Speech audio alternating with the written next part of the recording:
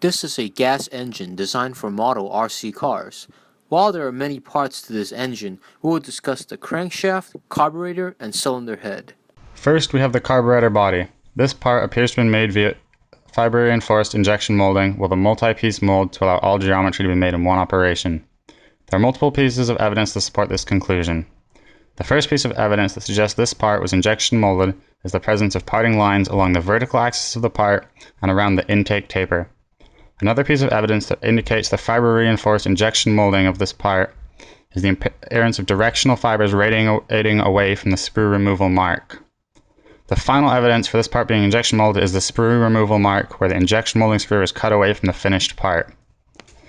The main reason for injection molding this part is the relatively complicated internal geometry and the low cost per part in high production volumes. Injection molding this part also virtually eliminates the need for post-production work or machining.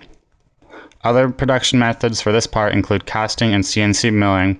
However, casting would require considerable finish machining, which would add time, cost, and weight to the finished part. This part could also be created by CNC milling.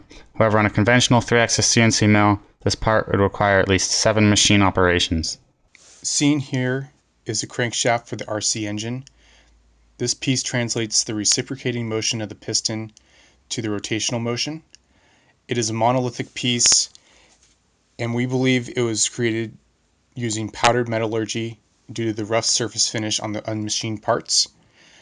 Powdered metallurgy allows the use of net shape forming, producing less overall waste since the piece has to be machined afterwards.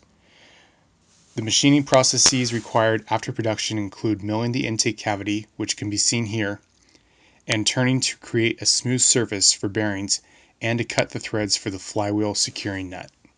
This is a cylinder head for a Nitro engine made from aluminum. Its job is to dissipate the heat from the engine into the atmosphere. This part was made with a combination of die casting and CNC machining. The first piece of evidence that it was made from die casting is the parting line along the vertical axis of the part. Second is the rough surface finish due to the cavity's surface. Third is the small draft angle for the separation after cooling. And finally, the complicated geometry. After it was die cast, it was machined for a better surface finish to mate with another part. It also was machined with 5 holes for the fastener screw. We believe that the aluminum was injected from the big ends of the cylinder and was machined off afterward. Alternatively, it can be made solely by CNC machining, but the cost for tooling and the time for milling would be significant compared to die casting for production purpose. Another alternative process could be investing casting, but with such complicated geometry, it would be very difficult to make the pattern and the mold.